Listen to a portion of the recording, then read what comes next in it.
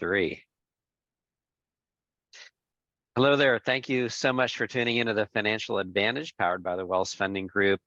This is Dennis Wells. Super excited to have Jeremy Williamson with McKinnes Realty with us here today. Jeremy's an amazing realtor.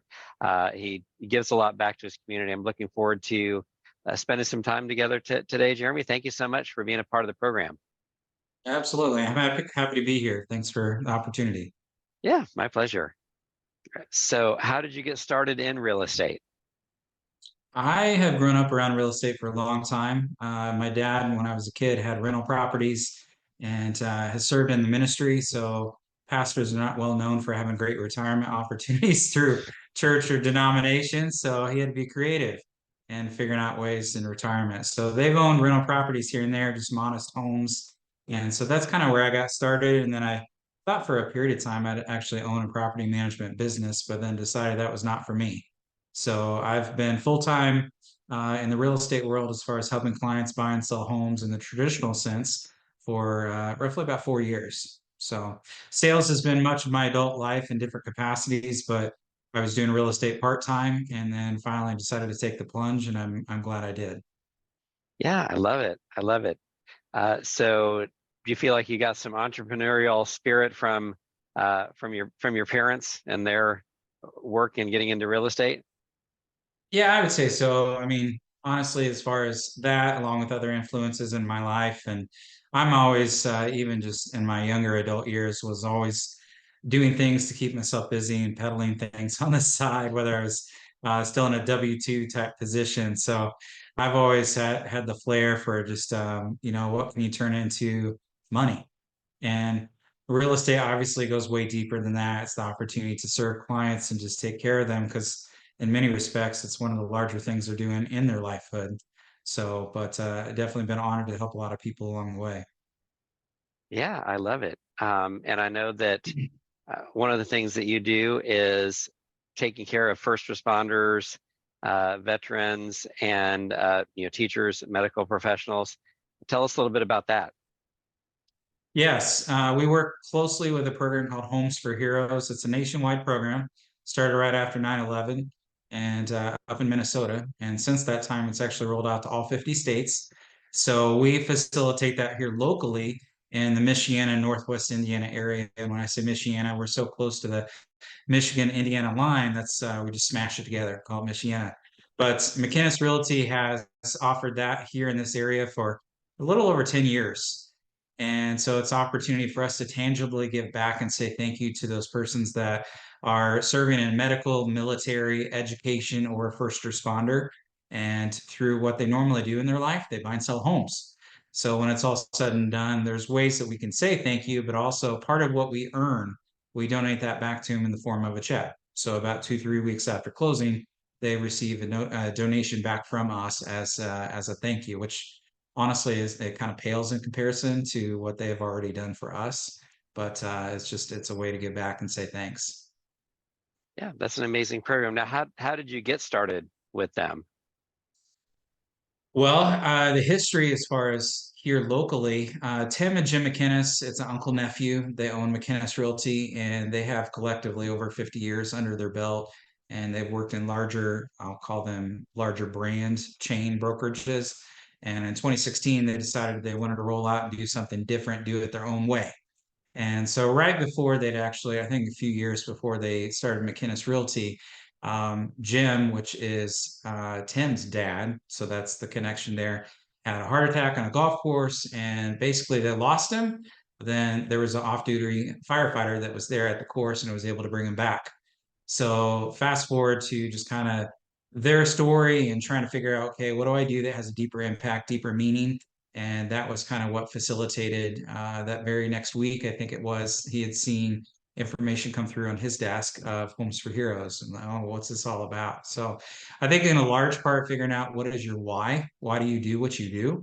Because there has to be deeper calling for anything. And why I personally, I mean, myself and my family have an affinity for Homes for Heroes. I have 2 kids. My oldest son, Keaton, is 16, and when he was 3, had a lot of medical issues that we didn't know about when he was in utero. Well, hit the head when he was about 3, and over those next 3 years had a number of surgeries at Raleigh Children's Hospital in Indianapolis. So medical is near and dear to my heart, and so that's obviously a cornerstone of the Homes for Heroes program as well. So it's not just simply something I do because I'm with McKinnes. I definitely believe in it and love giving back to our community. Um, we've been grateful and thankful for just in this area and McKinnes Realty alone. We've donated right about $2 million back to our local community. So it's a sizable figure, and these are real people that you walk around daily in your life that live in these communities that we've been able to give back and have an impact on. Yeah. Yeah, I love it, because, you talk about your dad being in the ministry and, whether you're in the ministry, whether you're an educator, whether you're a first responder, um, it- that's a calling. You're not in that because Mhm.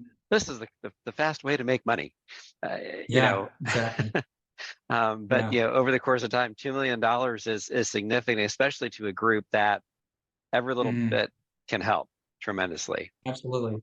Yeah. Well, and part of it too, I mean, we're giving back to those individuals that live here and that are a part of that purchase or sale of their home.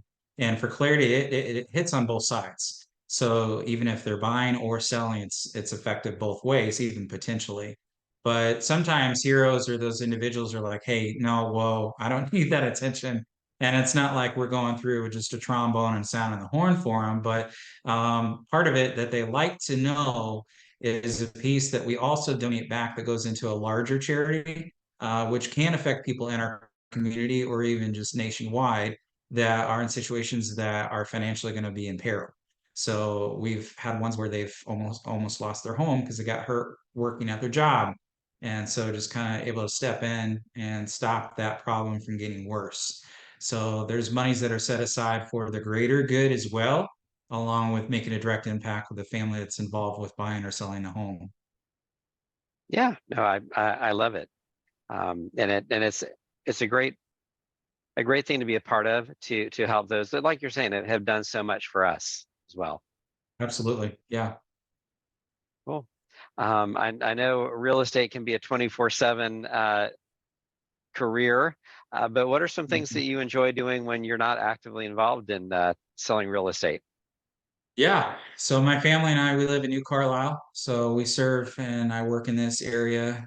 So I cover quite an expansive area as far as New Carlisle, Northwest Indiana, talking about Michiana earlier. So Mishawaka, South Bend, Elkhart a little bit. So from a radius standpoint, do a lot. So when I try to actually unplug and enjoy what we do, where we're at. So we're on some acreage out north in New Carlisle, so we have opportunity to enjoy some of the land that we own, and we enjoy camping. I like tools, power tools. So I'm a big fan of whoever owns the most when the dice wins.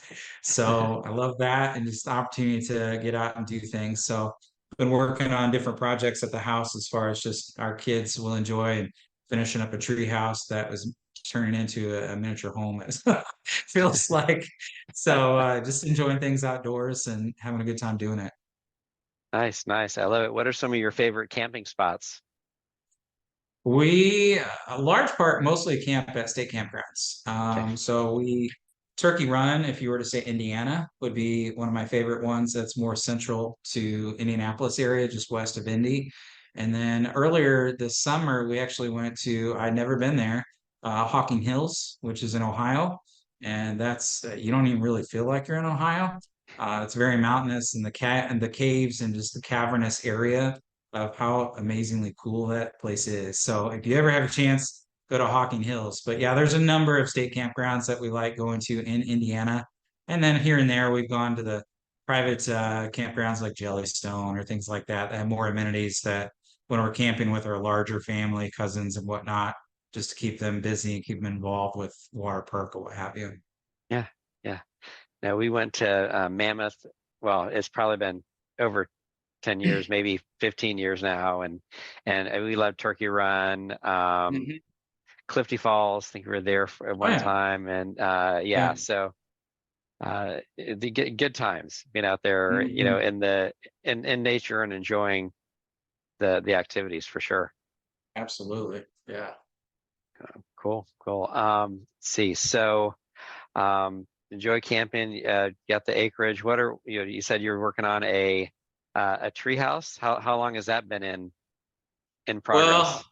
I mean, we're working on multi years. It's the idea continues to grow as far as what we're using it for. I mean, when my kids were 9 and 10, that was the idea, the concept, and then so I mean they're now 15 and 16. So I've made it more of a, I'll call it a destination where it's actually something they want to go out and hang out there. So, I mean, it's insulated.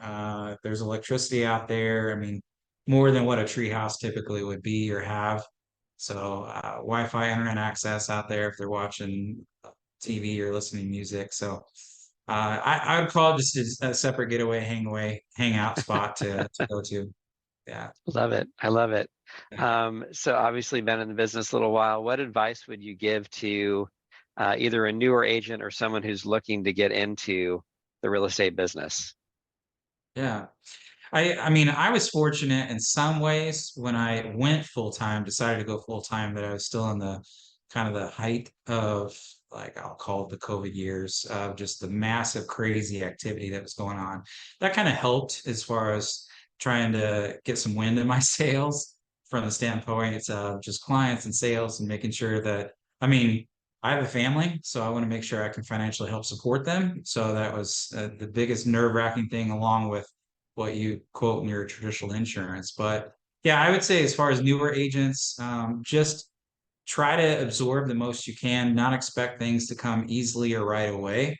But above all, I mean, and this is universal across anything in sales, but it's people, it's relationship, and getting to know the persons in your community and just trying to make an impact. I mean, it eventually will come back around to you. So it's not one where you just enter that circle, that new group of people, and say, "Hey, raise my hand clear in the sky and say, hey, I sell real estate." Great, fantastic.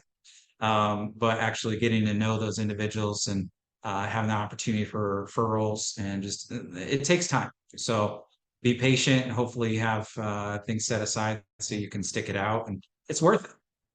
Yeah. What do you see as the biggest challenge in real estate today?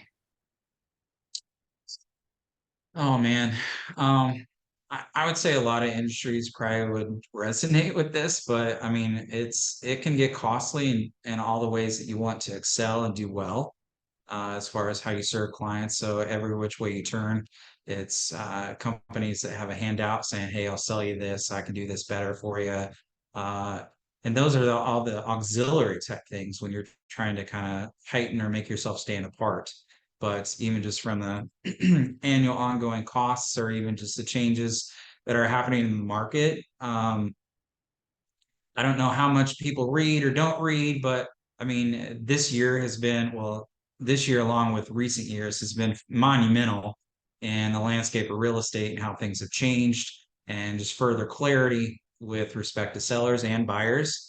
So there's further obligations to buyers where they need to sit down with their agent. They need to really choose their agent before they say, "I want to go look at houses." So it's one where, like, for ever since I've sold real estate, tried my best to always sit down and have a buyer consultation, talk it through, explain the higher level picture of what's going on, how all the process fits together. Because I'm a firm believer that if you have all the tools and there's light to the path, that's going to make a heck of a lot more sense. But along with that, just explaining, okay, this is here as my profession. This is how I earn a living. This is how I earn income. And explaining that to a potential buyer, and then kind of walking them through as far as some of the what ifs. So just discussing that so that way they have clear understanding of what's happening and why. So to answer that question of what are some of the challenges, whether it be a new agent or even just what's going on, I've got pretty comfortable with it just simply because we've adopted that for a long time. And then we've been talking about what was rolled out earlier last month in August for over half a year. So it's just you need to be educated, you need to be versed, and you need to be comfortable talking to clients, but also you need to be confident in your skill set and know what you bring to the table, and be okay with charging what you feel like you're worth. Yeah, absolutely. And I think we've had this conversation where I feel like those changes on the buyer side, uh, can really be a great opportunity for agents, because there was already a presentation on the listing side. Hmm. Here's what I'm going to do. Here's what it's going to cost to sell your house. Now the equal conversation on the buyer side is, here are the things that I'm going to be doing for you, Hmm. to you know help you even see the house that you want. Because by the time things make it on the internet, they may already be sold. And Right. so Right. with the network, I've got access to listings that before they even hit the internet. You know, how familiar are you with contracts? That's people get Hmm. sued every day over real estate. And if you're not really comfortable with contracts, you could sign something that's not in your best interest. Hmm. And how good are you at negotiating and keeping up with timetables that are super significant, obviously, in the Right. business. And then at the end of the day, how much time are you willing to invest, and what's the cost of that time? Because you could be doing something else with that time if you Hmm. are not being an amateur real estate agent. What's that Right. time worth? And I always look at it like, yeah, I mean, I could potentially work on my car, but knowing me and knowing where the cars are these days, if I can fix it at all, it's going to take me 10 times as long, cost me 5 times Right. as Right. much. Then I just take it to someone who actually knows what they're doing, and I can be doing what I'm really good at and letting them do what they're really good at. And Mm. it ends up on the long run being a better financial decision to pay the Yeah. professional to do it than to try to do it myself. Yeah. Yeah. It goes back to economics and college, talking about Yeah. opportunity costs. So I could, yeah, fix my car, but it's going to take me a heck of a lot longer to figure it out. Hopefully, do it right, but also take a lot longer. So it's just leaning on those individuals that know what they're doing, they're confident, and they have the skills to know to be able to get you to walk forward and also protect your interests, because that's the Mhm. thing that you're touching on, Dennis, is, I mean, the biggest thing I try to explain to clients, whether it's a buyer or a seller, I want to make sure that we position things where you're not caught holding a bag when it's too late, Yeah. and decisions or things have been signed, and then there's no walking that back. It's just, it is what it is. So protecting you the whole way through and making sure when it's all said and done. I mean, negotiation has a little bit of win on both sides, but there has to be, and at least my goal is, well, maybe my side of the scale is going to be a little bit better favored to you as a client than as opposed to the other person. Mhm. Yeah, and that's one of the ways I tell people there's 5 or more ways that buyers can pay compensation to their broker. Mhm. And part of that comes down to negotiating, which is really what you're hiring a broker to do anyway.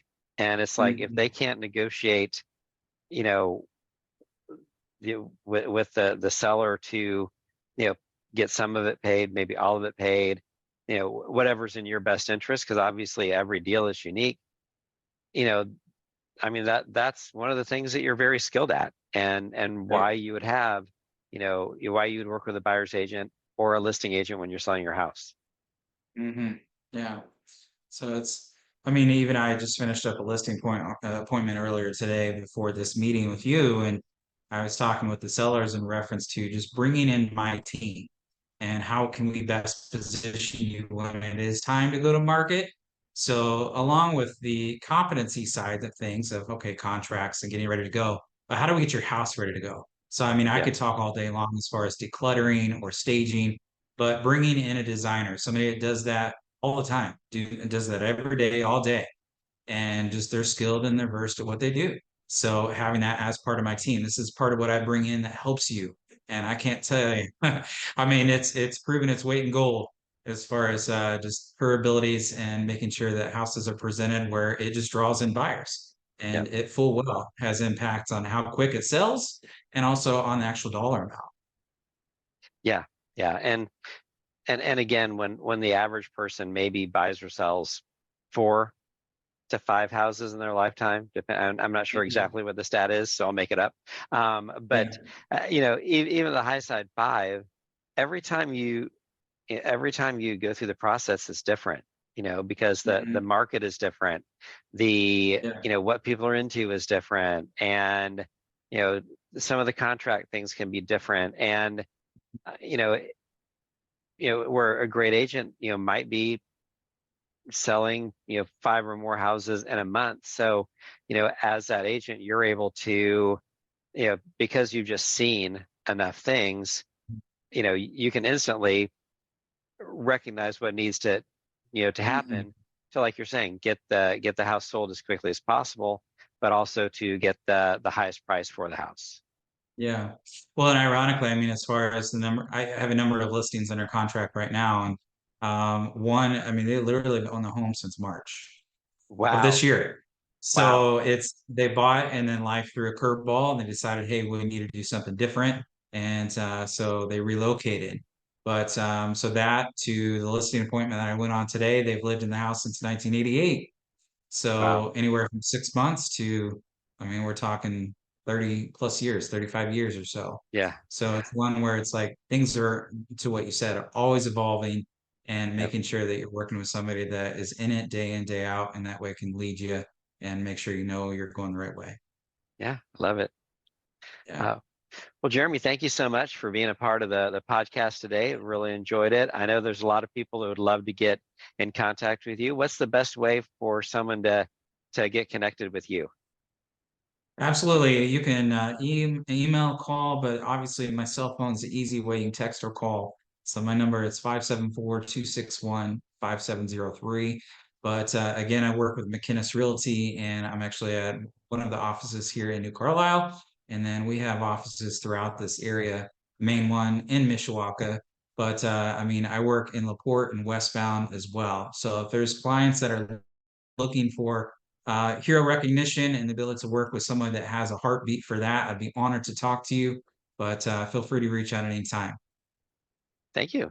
Awesome. Well, thank you Yeah, all thank you for being a part of the podcast today. Thank everyone for listening. If you get a chance, please subscribe. That really helps us be able to get great guests like Jeremy on the show with us here today as well.